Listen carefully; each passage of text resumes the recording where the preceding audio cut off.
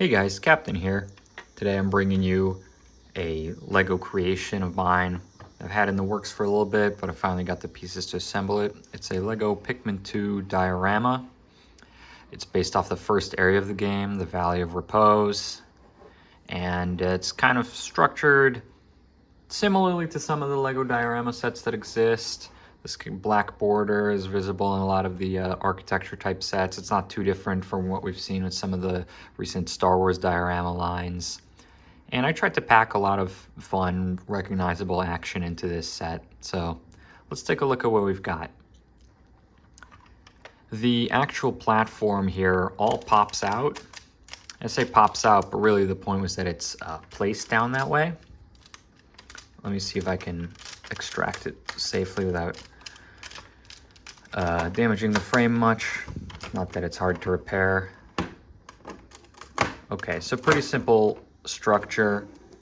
Here inside, I've tiled 3 of the 4 sides and I've left plates here so that the stud side down here can attach. And so we've got kind of a mixed studs use here. I do like having some studs visible in builds in general. And also I thought that it lends itself very well to the texture of the area. It's a snowy area and you've got this, you know, seemingly, you've got gravelly area, some kind of gravel or dirt, and you've got like blacktop pavement in the area, and then you have a bunch of snow. And so with the height, we've got 2 plates of height here, and we've got this rough texture. And then these are bricks on their side, which is 2.5 plates. So as you can see what I did here, it's a mix of brackets and the modified plate 2x2 with it's like the 2 height and has studs coming out the front. In some spots you can see there's the half plate from a bracket, and like right here there isn't, right here there isn't, right here there isn't. But in other spots we've got brackets. And so then this pops down. And I've got some other fun goodies here, and I don't remember off the top of my head the exact dimensions, but I made sure the math would work.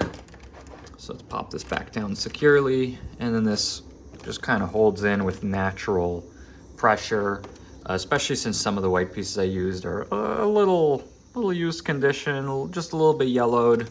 Doesn't bother me personally, but it does mean that because they have some wear on them, they're not as airtight as brand new pieces might be. And so there's a little bit of forceful push that holds this thing together. You can see maybe just slightly, a little bit of pressure being placed on this back wall here, but that's fine. I was thinking of making some separate short videos of how I built some of these key components, like the onion, the ship, and the Bulborb. So the onion right here, I have attached using a clear rod and a clear round plate with a hole in it. But I'll set it aside so we can appreciate our Pikmin army a little bit. These Pikmin are very simple. Originally, the design I had gone for was going to be round plate with these 4 spokes.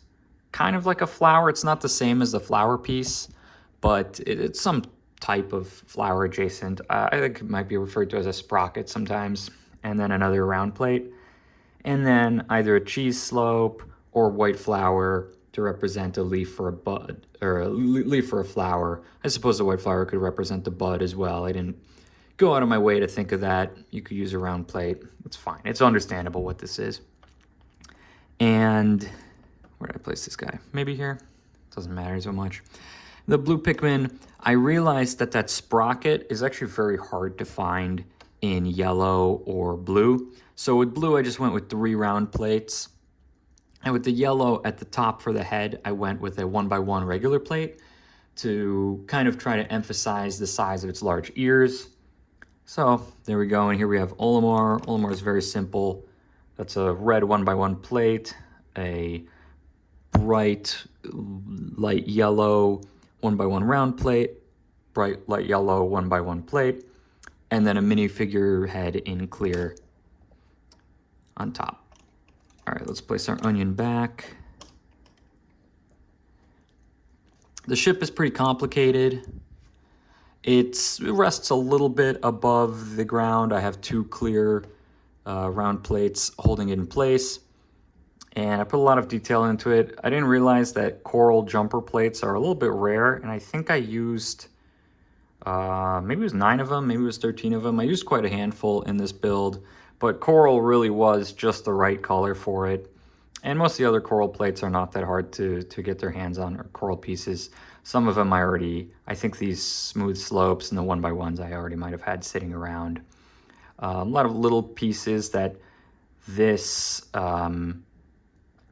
winding, I don't know, this wind-up key, which has shown up in Mario Bob-ombs and maybe has shown up somewhere else, that fit really nicely. Some of these pearl gold pieces to trim us out. These pyramid, trans-clear, green-clear pyramid slopes for the cockpits that kind of fit as the right shape. Something round would have been a little more ideal, but I think this is the best kind of piece that was available.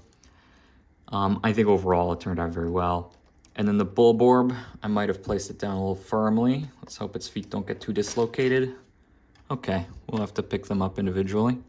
That's fine. But the Bulborb, I think I did a good job with as well. And depending on the scale that you're going for, if you were to create this yourself, here I went with a micro scale type Pikmin. But if you were to use minifigure type scale, the fun thing is that then this could be the right scale to be a dwarf Bulborb. If not, this is the right scale to be a regular Bulborb. Nothing too crazy going on, I say that, but there's a little bit of reversing of studs and whatnot on the inside. But not that many pieces. I think it turned out nicely. And then for some of the landscaping, this is one of the caves. I thought of maybe trying to create some kind of like hazy, there's a little bit of like the mist that comes out of these caves. I thought about maybe trying to do an effect like that, decided against in the end. And then these white pieces are laid out in such a way so that this battery can just rest in place. It's not held in by anything. And these aren't held so tightly. It's just some basic studs not on top, just some bricks with studs on the side in there. And the battery, also pretty clear. Couple round bricks, round plates. This is one of the pearl gold plates with or round tile with the hole in it. Might be a little hard for me to pry out this stud, but it's got the hole so that I can put the stud in reverse. And then this, I think there might be like at this point a round tile that's inverted. I'm not even sure if that exists, but I just went with an old boat stud. Does the job just fine. Again, the battery's in place like you find it buried in the snow in the game. And it just, this is the only part of the build that's not stable. I could hold this thing upside down and the battery will fall out, everything else will stay in place. Anyways, I hope that you guys enjoyed this video. I hope that maybe I'll get around to making some more of these dioramas. I've been trying to play through a lot of my old video game backlog of games that I maybe never finished or never gave a full try to. And maybe as it inspires me, I'll create some of these, some more of these dioramas as I go. But anyway, let me know if you enjoyed. Keep your eye out for instructions on the onion, the ship, the Bulborb. If you really want instructions on something else with this build, I'd be happy to make a video and post that. And if you find that Lego and Pikmin are really the intersection of some of your interests, let me know and I'd be open to making some other Pikmin Lego builds as well. Like I said, I hope you enjoyed. If you did, please give this video a like, send it to your friends, check out my other ones, and I will see you guys next time.